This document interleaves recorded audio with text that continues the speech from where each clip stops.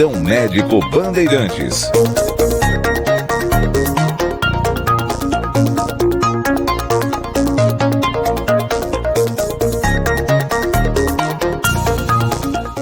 Muito bem, 10h05 e hoje abrindo aqui o Plantão Médico Bandeirantes, recebendo o cardiologista, o Dr. Edmo Attico. Tudo bem, doutor? Como você está? Seja muito bem-vindo, hein? Tudo bem, Danilo? Um abraço a você, a todo o pessoal que nos acompanha. E vamos falar sobre esse tema super importante que a cada ano se renova com mais novidades, que é a hipertensão arterial. Ah, é mesmo, né, doutor? Porque na semana que vem, na próxima terça-feira, no dia 17 de maio, temos uma data importante, que é o Dia Mundial da Hipertensão. Assunto mesmo que a gente precisa trazer aqui para o debate, para a discussão, porque atinge uma parte considerável da população brasileira e mundial também, não, doutor? Com certeza. É uma comorbidade, né? Nós não chamamos basicamente de uma doença, nós classificamos como uma síndrome, por ela ter várias características, então a gente chama isso de síndrome ou de uma comorbidade que acomete muitas pessoas. E o mais interessante, quantas pessoas que estão aí caminhando nas ruas, nos parques, nas praias, têm pressão arterial elevada e não sabem, porque se trata de algo muitas vezes sem sintomas. Eu acho que essa é a grande característica que obriga a gente a ficar muito atento com a pressão arterial quando está elevada. Ela não apresenta sintomas e você precisa estar sempre acompanhando. Doutor, então vamos lá, explicar aqui do começo, ajudar o nosso ouvinte. O que caracteriza a hipertensão, a pressão alta? Quais são os parâmetros normais e quando já é considerado uma hipertensão, uma pressão alta? Exatamente. Eu posso dizer para vocês que a pressão arterial, ela é um mecanismo fundamental de sobrevivência do nosso organismo. O coração, quando ele bombeia o sangue, ele tem que bombear com uma pressão arterial suficiente para aquela pessoa, para que esse sangue atinja todos os outros órgãos e leve oxigênio e leve nutrientes. Por que eu falei que é de acordo com a pessoa, Danilo? Porque dependendo da altura, do peso, da faixa etária, essa pressão arterial ela vai se ajustando do ponto de vista fisiológico. Agora, como você mesmo falou, qual é o parâmetro através do qual eu consigo dizer, olha, até tanto está normal e a partir de tanto ela já está acima? Pensando na faixa etária adulta, acima de 20 anos de idade, principalmente, a gente teve durante muitos anos aquele número famoso, 12/8, aquele valor clássico. Eu tenho que ter a pressão arterial 12/8. E na verdade não é assim. É algo que você tem que individualizar. O mais importante para as pessoas entenderem é que a pressão arterial considerada normal, numa média, é aquela pressão arterial que você tem. A primeira, são duas pressões, na verdade. Veja que a gente sempre fala 12/8, 13/8. Então, são dois tipos de pressão. A primeira pressão é o momento que o coração contrai. E a segunda pressão é o momento que o coração relaxa para se preparar para a próxima contração. Então, a primeira pressão, a gente estima numa pessoa saudável que ela fique ali entre 11 e 13. Então, uma pessoa que tem 11, 12, no máximo 13 na primeira pressão, está ótimo. E a segunda pressão, que é a principal, é aquela que realmente muitas vezes nos mostra que a pessoa tem pressão elevada, a gente trabalha com um limite de 8,5. O ideal 8, né? Mas a gente pode tolerar aí 85 ou 8,5. Se a gente fizer uma análise, então, conjunta, 11/8, 12/8, 13/8 são valores pressóricos considerados normais.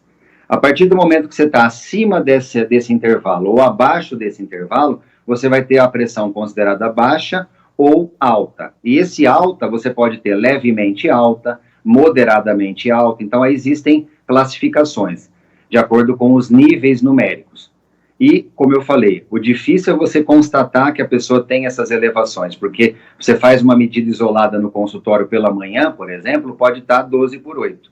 E aí você não vê a pessoa mais. Eventualmente, naquele mesmo dia à tarde, ela passa um estresse, tem algum problema, muitas horas em jejum, alguma coisa que incomode, aí a pressão começa a subir. E aí você já não está mais acompanhando e ela pode ter um evento no final da tarde. Por isso que existem aí exames e estratégias para a gente fazer um acompanhamento mais contínuo dessa pressão. Doutor, e a gente vai entrar aqui nos exames, no diagnóstico, nos sintomas, nas causas, mas existe a síndrome do jaleco branco? Isso procede? Existe. Você sabe que eu, particularmente, eu evito usar o jaleco branco no consultório, Danilo, porque as pessoas, por mais que eu seja assim, brincalhão, por mais que eu queira distrair as pessoas, e mesmo que eu esteja medindo a pressão e veja que a pressão está alta, eu não demonstro assim aquela apreensão, mas só da pessoa ver a gente vestindo a roupa branca é algo impressionante. Ela já vem tensa, ela já vem ansiosa, então existe sim. Cabe ao médico, né, ao profissional de saúde, tentar quebrar isso, tranquilizar, conversar. Muitas vezes um diálogo é o suficiente, mas realmente existe, não é mito, não. Mas então o médico, qual a importância que ele dá para essa medição feita no consultório? Às vezes até no laboratório tem aquela primeira, a triagem que é feita ali, é feita a medição também, não é? Qual a importância que o médico dá para isso então, doutor? Você usou a palavra certa. Quando você faz uma avaliação isolada, Danilo, uma medida isolada no consultório, ou lá no laboratório, ou no ambulatório da sua empresa, que muitas vezes você chega e fala, vou medir minha pressão aleatoriamente, aí a pressão eventualmente está boa. Essa medida é uma medida de triagem, você usou a expressão correta. Ela não é uma medida com a qual você pode ficar absolutamente tranquilo e pensar assim, puxa, então eu estou bem, não preciso mais fazer check-up, não preciso fazer exames de segmento clínico, não preciso procurar um cardiologista. É aí que pode acontecer algum problema imprevisível, porque você se baseia numa medida isolada. Como eu falei, se você se baseia numa medida isolada, naquele momento, instantâneo, a pressão está boa. Mas você pode ter meia hora depois, receber uma ligação, um telefonema e passar por uma contrariedade.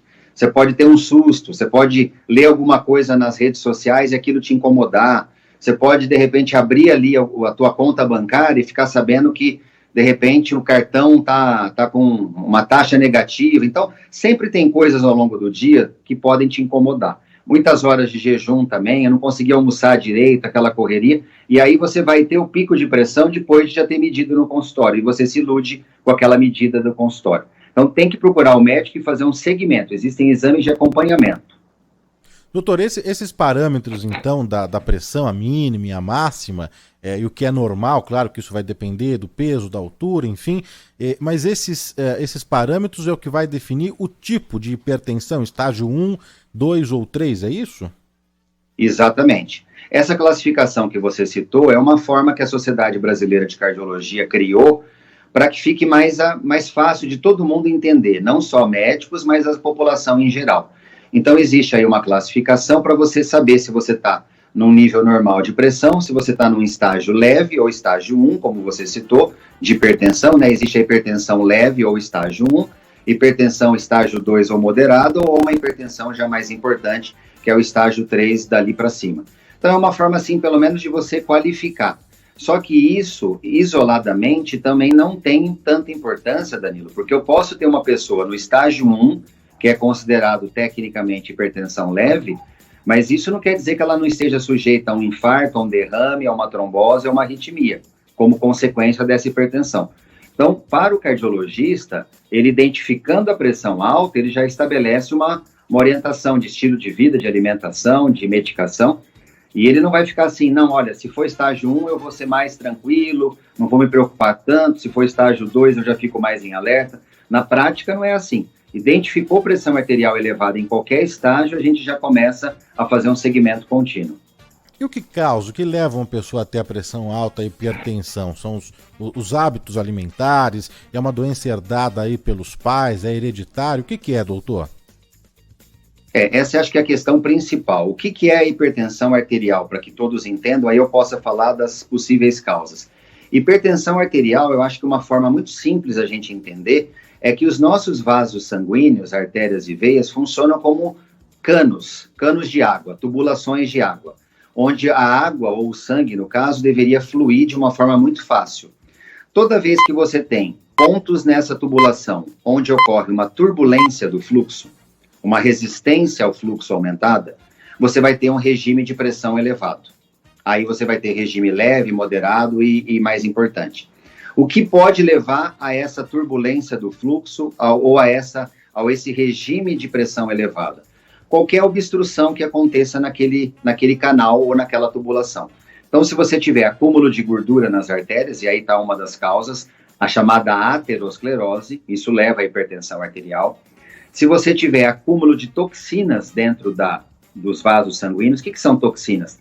Toxinas de uma alimentação gordurosa, muito doce, toxinas do cigarro, se for uma pessoa fumante, toxinas de uma pessoa que ingira muita bebida alcoólica, toxinas de uma pessoa que usa drogas ilícitas, tudo isso vai ficando acumulado ali, depositado nas artérias, gerando essa turbulência.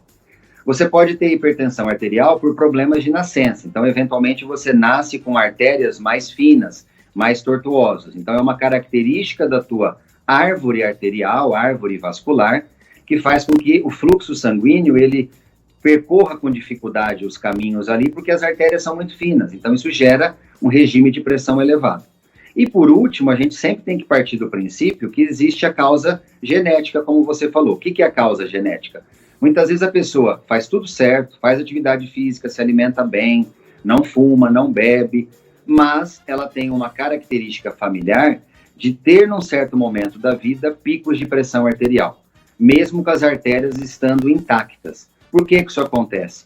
Porque a nossa genética é o maior comando que nós temos no nosso organismo, e é aquilo que a gente não pode modificar. Então, o tipo de característica do nosso sangue, a concentração de partículas no nosso sangue, a característica e o calibre dos nossos vasos sanguíneos, tudo isso pode vir de uma orientação genética. E mesmo você fazendo tudo certinho na sua vida, em termos de hábitos, você pode ter que conviver com essa pressão elevada. Então quer dizer que não está associado à idade, não é, doutor? Porque às vezes a gente tende a relacionar algumas doenças, alguns problemas de saúde com o avanço da idade. Então a hipertensão pode aparecer, por exemplo, numa criança, num adolescente? Exatamente. Não necessariamente a idade é o fator que vai correlacionar-se com a hipertensão, Danilo. Muitas vezes eu trabalho com crianças também, e eu acabo identificando crianças hipertensas, adolescentes hipertensos, e mesmo os adultos, quando a gente diz adulto, a gente imagina, ele se tornou hipertenso com 60 anos. Quando eu digo adulto, é uma pessoa ativa, na sua 20ª década de vida, então nos seus 20 anos, que ainda é um indivíduo que saiu da adolescência recentemente, 18, 19, 20 anos, e ele já apresenta sinais de hipertensão. Muitas vezes existem gatilhos para isso ficar mais claro, né? Às vezes a criança ou o adulto jovem, o adolescente, ele é muito ansioso, vive num ambiente de muita tensão dentro da casa, ou ele já passa por alguma cobrança social muito grande, e isso já se manifesta como por ser um gatilho. Mas a gente vê, às vezes, crianças pequenas mesmo, aí na sua faixa de 6 a 10 anos, com sinais hipertensivos. E aí, o nosso sinal de alerta em termos de prevenção alimentar, atividade física e às vezes até medicamentosa já fica mais acentuado. E quais são os fatores de risco para hipertensão, hein, doutor? Eu posso dizer para você que acho que o principal fator que a gente tem visto é a obesidade ou sobrepeso. Existe uma diferença técnica entre sobrepeso. Sobrepeso ele está num degrau abaixo da obesidade. Mas o fato de uma pessoa conviver com o peso acima, graças ao consumo de alimentos muito calóricos, e aí você inclui alimentos salgados, então o sal, alimentos muito condimentados, onde se usa muito tempero, alimentos muito doces, muito gordurosos. Então, esse tipo de característica do ser humano, sem dúvida nenhuma, é o que mais se correlaciona como fator de risco para a hipertensão arterial. A gente vai abrir aqui para os nossos ouvintes muitas dúvidas, muitas perguntas já para o doutor Edmo Atic, que é cardiologista, e hoje falando sobre pressão alta e hipertensão. Tem mensagens aqui no nosso chat do YouTube, tem mensagens no WhatsApp também. A gente vai separar aqui e colocar, né, rodar para o doutor Edmo Atic. Antes, doutor, falando sobre os sintomas, né? O paciente sente alguma coisa ou a hipertensão ela é assintomática? Esse é outro grande problema, Danilo, que vale a pena a gente destacar. Em 90% dos casos, pelo menos, a hipertensão arterial ela é assintomática. E aí está o perigo dessa condição, porque você pode ter como primeira manifestação um evento fatal, como um infarto, um derrame, uma arritmia e uma trombose. Então, para que a gente não corra esse risco de esperar o primeiro sintoma, a gente sempre esclarece, tem que fazer uma prevenção e um segmento com o médico, com o seu cardiologista, porque às vezes, e não é pouco, né, 90% dos casos, a pressão arterial elevada ela é assintomática. Quando ela gera algum sintoma, em 10% dos casos, eu posso citar 2 sintomas principalmente. Um, a dor de cabeça, principalmente na parte de trás da cabeça. Então, aquela dor na região posterior ali da cabeça, próximo ao pescoço, pode ser indicativo de pressão arterial elevada. E em algumas pessoas, sangramento nasal, aquele sangramento nasal espontâneo, sem uma causa aparente. A pessoa acorda com a cama ensopada de sangue, não sabe de onde veio tanto sangue, ou a pessoa está ali conversando num evento social e de repente ela sente aquele jato de sangue descer. Então, esses são sintomas que, quando presentes, eles são muito valiosos e preditivos para nos ajudar no diagnóstico da pressão arterial elevada. Mas, como eu falei, normalmente a gente não está diante desses sintomas. E aí, para perceber a pressão arterial elevada, você tem que fazer exames que nos mostrem algumas características de formato, de tamanho, de medidas do coração, e que aí a gente pode constatar que a pessoa realmente seja hipertensa. Doutor, é evidente que é desejável que o paciente, que a pessoa tenha uma pressão normal, estabilizada, não é? Mas tem ouvintes aqui perguntando o que é pior, porque a gente está falando aqui de hipertensão, de pressão alta, mas acho que é legal também a gente trazer aqui para discussão o paciente que fica com a pressão baixa também, não é? Existe aí o que é pior, o que é melhor, sofrer com a hipertensão ou então com a pressão baixa? Existe. Eu posso dizer para você com uma certa segurança que a hipotensão, que é a pressão baixa, ela costuma preocupar um pouco mais do que a hipertensão. Por quê? Eu vou explicar de uma forma mais simples para não parecer estranho isso. Pessoas que são hipertensas são pessoas que normalmente convivem com essa característica por um período bem prolongado. É como se o organismo se condicionasse a essa situação que não é saudável, logicamente, mas que permite um condicionamento. Isso é tão verdadeiro que você avalia no dia a dia pacientes e eles se sentem melhor fisicamente, mais dispostos, com um regime de pressão arterial mais elevado. E cabe ao médico, o cardiologista, fazer um equilíbrio desses valores de pressão com alguma medicação, mas sabendo que essa pressão vai tender sempre um pouco a um nível um pouco mais alto. Por quê? Porque é um nível que permite que a pessoa tenha mais disposição, ela já está mais condicionada. Quando a gente vivencia o contrário, pessoas que se apresentam com picos de baixa de pressão, então, com episódios, né, de baixa de pressão abaixo de 11/8, como eu citei, então 10/7, 9/7, essas pessoas ficam muito, muito sintomáticas e muito desconfortáveis. Elas ficam com turvação da vista, elas ficam com muita tontura, elas transpiram muito, elas perdem a concentração e a atividade cerebral fica mais reduzida, a cognição, a concentração, a memória. Então, é algo muito mais limitante. E também pode colocar em risco, com mais frequência, a vida dessa pessoa do que aquela pessoa que está cronicamente, por longo tempo, condicionada à pressão alta. Um exemplo, uma pessoa está dirigindo o veículo e a pressão dela está alta, normalmente ela não sente tanta repercussão porque ela já está condicionada àquela pressão alta. Por outro lado, uma pessoa está dirigindo o seu veículo e começa a ter um episódio de pressão baixa, com turvação visual, com perda de concentração, perda dos seus reflexos, qual que é o problema maior? Ela pode, nessa situação, sofrer um acidente grave e falecer, ou se machucar. Outra situação, às vezes ela está na casa dela, tem lá uma situação de pressão baixa, e ela pode cair e bater a cabeça e ter um trauma craniano. Então, imagine a repercussão que uma pressão baixa pode ocasionar no dia a dia dessa pessoa. Diferente da pressão alta, que, como eu falei, não é saudável, mas que permite mais que a pessoa se condicione e conviva com aquele regime de pressão. Estamos conversando aqui na Rádio Bandeirantes com o Dr. Ed Moatic, que é cardiologista, e hoje falando sobre a hipertensão, né? No dia 17 de maio, na próxima terça-feira, nós temos o Dia Mundial da Hipertensão, nesse combate mesmo, né? A pressão alta que mata, né, doutor? É uma doença mortal mesmo. E a gente vai abrir agora para as dúvidas, para as perguntas aqui dos nossos ouvintes, né? A Regina Barros mandou mensagem aqui de texto perguntando se é mito ou verdade a questão do vinho, né? Se é bom mesmo para o coração tomar ali um cálice de vinho todos os dias, doutor. É verdade, eu recomendo que a pessoa, se tiver a opção e o desejo de consumir alguma bebida alcoólica, não existe melhor bebida alcoólica do que o vinho. Se a gente comparar com cerveja e bebidas destiladas como uísque, vodka, o vinho ele se destaca porque ele tem uma concentração muito grande de alguns elementos que nós chamamos de flavonoides, que são realmente extremamente anti-inflamatórios para as artérias do coração e ajudam a combater o acúmulo daquela gordura que eu citei dentro dos vasos sanguíneos e que geram posteriormente aquele turbilhonamento e o regime de pressão arterial. Então, se a pessoa tiver moderação e puder tomar ao longo de uma semana 2 a 3 cálices de vinho distribuídos na semana, principalmente nesse período do ano que está mais friozinho, é muito salutar.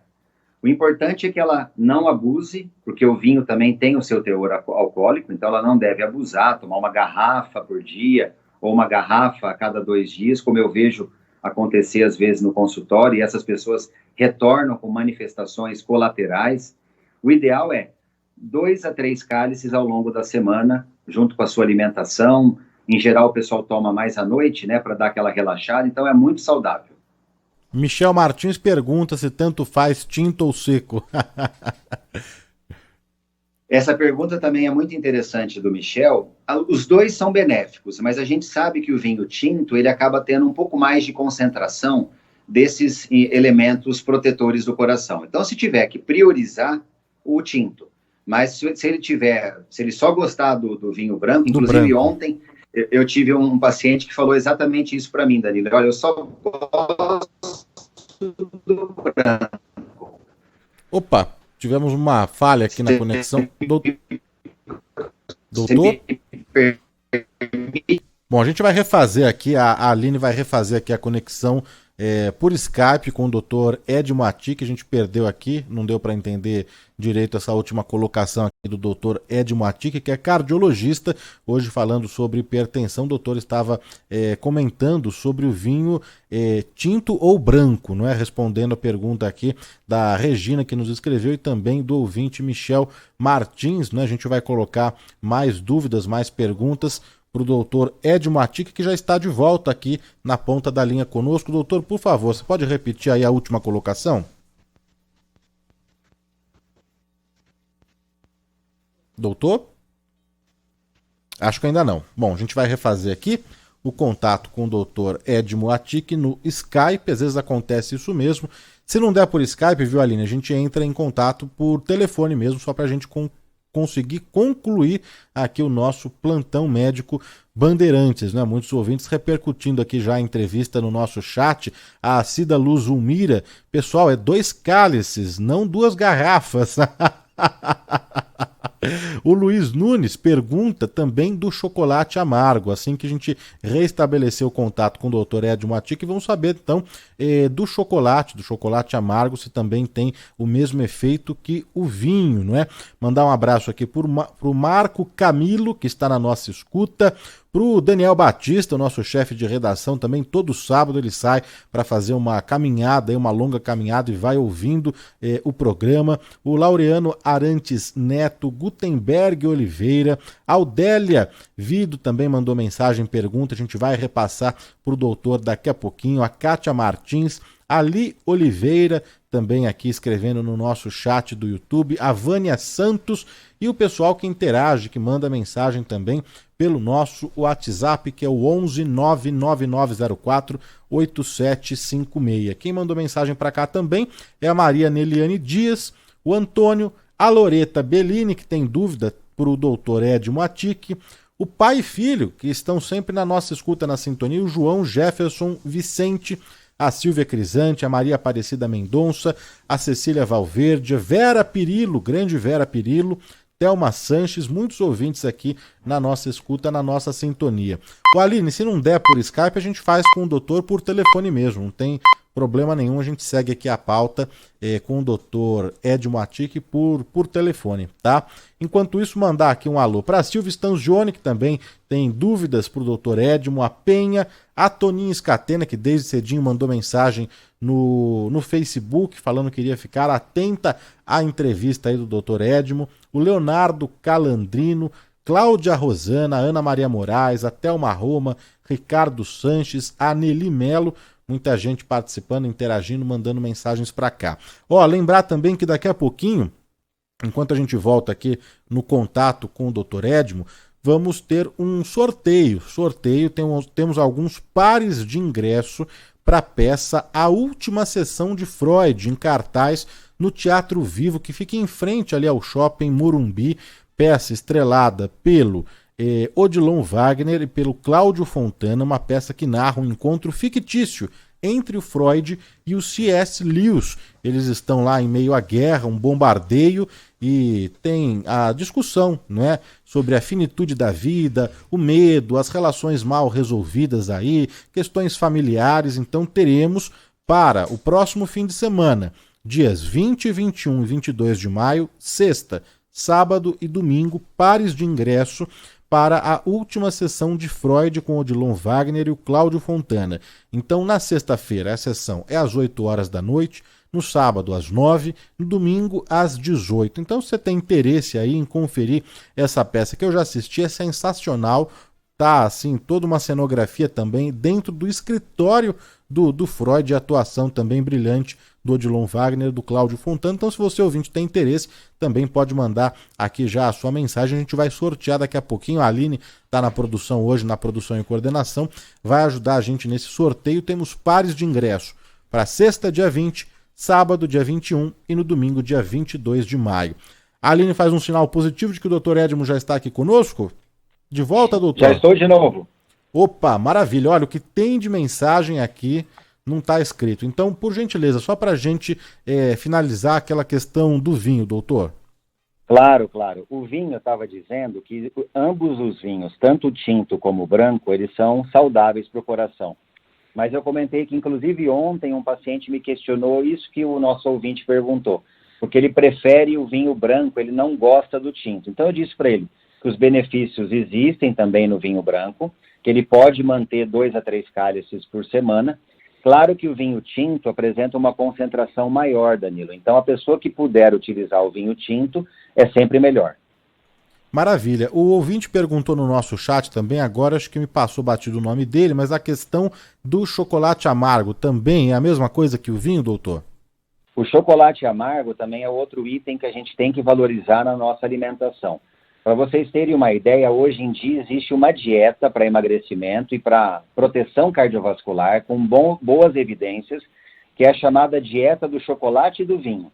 Eu, inclusive, costumo passar para algumas pessoas quando eu percebo que a pessoa precisa realmente perder peso e, ao mesmo tempo, proteger o seu coração. Aí a pessoa fica até feliz, puxa, mas tomar vinho e comer chocolate, que maravilha, né, numa dieta. Mas isso está fundamentado, desde que o chocolate seja, como você falou, de 70%, ou pelo menos acima de 50%. Por quê? Porque acima de 50%, o que é esse valor numérico? Ele representa a taxa percentual do cacau. E o cacau é um fruto que nós produzimos aqui no Brasil, na região Nordeste, em grande quantidade, riquíssimo em substâncias protetoras ao coração. Então, quando você utiliza um chocolate acima de 50%, você realmente está comendo um produto palatável, gostoso, apetitoso e que também oferece para nós uma proteção ao nosso coração. E aí eu deixo essa dica, o vinho tinto com moderação e uns quadradinhos de chocolate acima de 50%, se você fizer isso 3 a 4 vezes por semana, você vai se beneficiar tanto para emagrecimento como para a sua saúde cardiovascular. Então tá aí, né? Explicado aí a questão do vinho e do chocolate. Olha, tem muitas mensagens para o Dr. Edmo Atic. A gente vai tentar atender a todas as solicitações aqui, a demanda do nosso ouvinte. Chega uma aqui por áudio, doutor. Bom dia, doutor. Bom dia, Danilo. É verdade ou mito que no inverno a pressão arterial tende a subir, a ficar mais alta? Um abraço, Ricardo de São Paulo. Essa pergunta do Ricardo, Danilo, é excelente. Quero parabenizar o Ricardo por essa abordagem, porque isso é verdade, não é uma verdade só dos momentos atuais, isso é uma verdade já estudada a fundo em vários artigos médicos, em várias publicações. Pelo menos nas últimas décadas, nós temos várias estatísticas mostrando que no inverno, e se a gente considerar essa fase agora no Brasil, maio, junho, julho, até agosto, que é o nosso inverno, realmente as taxas de pressão arterial elevada são mais significativas, e vou até adiantar mais, o infarto do coração também. Então, tomemos mais cuidado, pessoas em geral, com a exposição do corpo ao frio. Essa história da pessoa ficar correndo nos parques, nas praias, com muita exposição física, isso gera um choque térmico, um contato com o frio. E isso não é inofensivo. Por quê? Porque quando o nosso corpo, que naturalmente tem a sua temperatura interna ali de 36, 37 graus, ele se depara com essa diferença com a temperatura do ambiente, geralmente fria, o nosso corpo começa a tentar produzir mais calor ainda e aumentar o seu metabolismo para poder suprir aquela diferença térmica. Isso muda a nossa configuração interna. E às vezes essa pessoa que eu estou dizendo pode ser uma pessoa que já é hipertensa, que já é cardiopata, que já infartou, ou mesmo uma pessoa sadia, que nunca teve nada. Em qualquer uma dessas situações, a pressão arterial tende a aumentar ou o risco do infarto também. E quero aproveitar essa pergunta do Ricardo, Danilo, para dizer o seguinte: nós sempre trabalhamos com uma preocupação relacionada ao frio, em relação ao aumento de pressão arterial e aumento do infarto.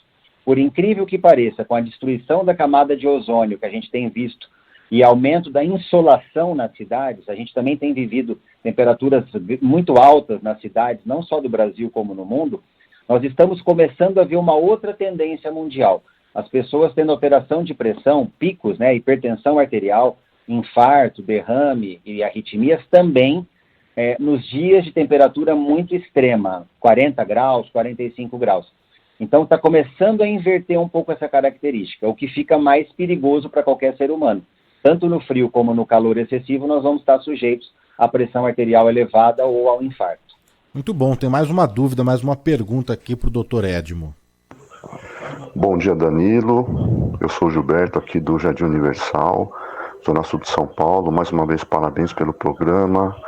Um tema, assim, super importante. Eu gostaria de perguntar ao Dr. Edmo se hipertensão tem cura. Um abraço. É possível reverter, doutor? Excelente pergunta do Gilberto também, quero parabenizá-lo. Eu vou explicar aqui rapidamente como que funciona essa questão de ter cura ou não.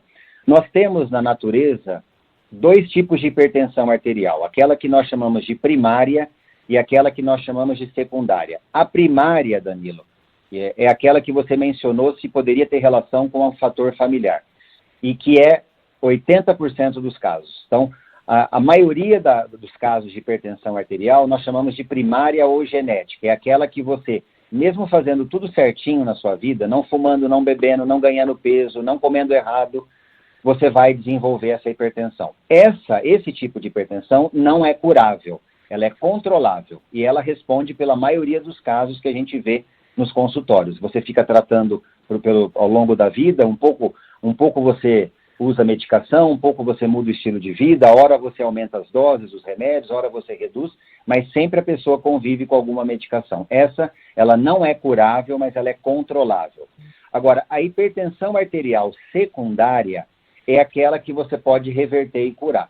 O que é uma hipertensão arterial secundária? Eu vou dar um exemplo. Muitas vezes, uma doença num outro órgão do corpo, que não seja o coração, pode causar pressão arterial elevada. Nós temos, por exemplo, os rins, que são responsáveis pela filtração do nosso sangue e a produção da urina. Se o rim tiver, por exemplo, um acúmulo de pedras, cálculos renais, né? Muita gente sabe que pode ter formação de pedras nos rins. Então, a pessoa que convive com um acúmulo de pedras nos rins, essas pedras elas podem entupir o rim e dificultar esse processo de filtração do sangue e a produção da urina, fazendo com que a pressão arterial fique alta. Por quê? Porque retém líquido no nosso corpo. Então, muitas vezes uma pessoa começa a inchar e não se sabe a causa, e você vai investigar, ela tem um problema no rim causado por um acúmulo de pedras, de cálculos, né, de cristais dentro do rim, que acabam obstruindo realmente o fluxo renal. Essa é uma causa curável. Por quê? Porque se eu fizer uma cirurgia ou um procedimento e remover essas pedras dos rins e readquirir normalmente o fluxo do rim, reverte o processo. Então, você pode ter uma hipertensão arterial curável. Outro exemplo que eu quero deixar, principalmente para as mulheres. A mulher não tem, vamos imaginar uma moça que não tem a pressão arterial e que durante a gravidez ela desenvolva a pressão arterial. Isso é muito comum, por alterações dos hormônios típicos da gravidez. Quando o bebê nasce, passado alguns dias ou um mês, pelo menos, do nascimento, os hormônios dessa mulher, eles entram numa normalidade novamente, porque já passou o ciclo da gravidez. E aí você verifica nitidamente que aquela pressão arterial foi transitória, e agora ela já volta ao normal. Então, existem situações nos quais a pressão arterial ela é secundária a algum processo. Nesses casos, ela pode ser curável. Tá aí, doutor Edmo Atic, cardiologista, médico cardiologista, falando tudo sobre hipertensão, a pressão alta, ajudando aqui o nosso ouvinte. Mandar um abraço aqui para Vânia Reina da Vila Prudente, está acompanhando aqui atentamente a entrevista do doutor Edmo, a Luísa de Jesus Silva, o Heleno Souza, Elis Freitas, Luciene Guimarães, a Nádia Bonadiman, muita gente aqui interessada, né, nos cuidados com a saúde mesmo, principalmente com o coração. Tem mais uma pergunta, mais uma dúvida aqui para o doutor Edmo, vamos ouvir. Oi, eu tenho uma pergunta para fazer para o doutor, se for abrir. Para você medir a pressão em casa, qual que é a posição correta do braço? Você tem que ficar com o braço um pouco acima, na altura do peito, ou pode ficar com o braço solto? E é melhor medir deitado, sentado? É isso que eu queria saber. Muito obrigado. Obrigado, Danilo, nosso ouvinte que está participando aqui, né, doutor? Diga lá. Primeiramente, queria parabenizar o programa e a qualidade das perguntas, porque todas muito apropriadas, muito pertinentes. Essa questão também, ela é muito típica no dia a dia e vale a pena a gente tornar isso público. Como medir a pressão adequadamente em casa? Normalmente, em casa, as pessoas utilizam aqueles aparelhos digitais, né? A gente tem que entender que não é todo mundo que sabe medir com aquele aparelho de insuflação, de encher o balãozinho, como o médico faz no consultório. Então, partindo do princípio que você vai medir a pressão com um aparelho digital, a primeira premissa é que você sempre avalie se esse aparelho tem um selo de qualidade, se ele tem um período definido de calibragem. Então, você tem que ter uma procedência adequada desse aparelho e verificar a questão do período de calibragem, se ele tem o selo de qualidade. Quando você usa um aparelho digital, normalmente você não se preocupa tanto com essa diferença de altura do braço, mas eu, particularmente, recomendo, até para que sejam medidas em condições iguais e você possa ter uma avaliação mais precisa, até porque cada vez que o paciente vai medir em casa, ele registra isso numa folha e ele leva essa planilha para o médico alguns dias depois, e a gente tem que partir do princípio que ele mediu sempre numa posição semelhante, no mesmo horário do dia, preferencialmente, e num estado de repouso. Não adianta você medir correndo, medir após ter feito uma corrida. Então, qual a minha orientação? Que você meça com o braço estendido sobre uma mesa, nivelada com o seu peito, e que você estabeleça sempre aquele braço. Então, não adianta fazer braço direito e braço esquerdo. Então, estabeleça qual braço. Geralmente, a gente padroniza o esquerdo. Então, braço esquerdo estendido sobre uma mesa, no mesmo horário do dia, ou nos mesmos horários. Se você mede manhã e tarde, 7h30 da manhã e 7h30 da noite, você mede um ciclo de 10 dias, por exemplo, 7h30 da manhã e 7h30 da noite, e registra num papel. Porque se você começar a medir deitado, sentado, de pé, após correr, em horários muito variados, isso pode levar o cardiologista a uma interpretação errada. Então, braço estendido sobre uma mesa, mesmo horário do dia, mesma posição, em repouso, nunca após uma corrida, nunca após um estresse, e sempre padronizando o dia a dia no mesmo horário. Doutor, a pergunta aqui da Karina Salgado no nosso chat do YouTube. Bom dia a todos. A minha irmã é hipertensa, porém, depois que teve a Covid, ela começa a transpirar, se sentir mal, mal-estar geral, e quando vai ver, a pressão está muito baixa. Tem aí a relação com a Covid nesses casos de hipertenso e no caso aqui da irmã da nossa ouvinte, da Karina, ficar até com a pressão baixa, doutor?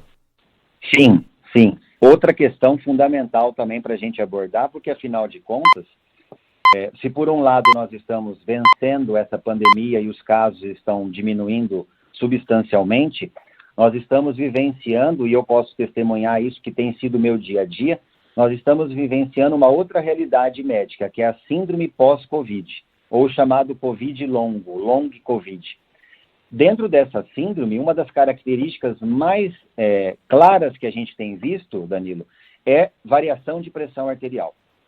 Eu tenho percebido pessoas que... Tenho visto de tudo nesse sentido. Eu tenho visto pessoas que nunca foram hipertensas, ou muito menos hipotensas, e que se apresentam para mim com queixas ou de hipertensão ou de pressão baixa. Eu tenho visto pessoas que estavam com a pressão absolutamente controlada, que eram hipertensas, mas a pressão estava controlada, e que no pós-Covid virou uma confusão completa. A pressão sobe e desce sem descontrole nenhum. Então, isso é um fato, isso que a Karina relatou com a irmã dela, isso é verdadeiro, e eu posso afirmar que tem uma relação direta com a Covid. Por quê?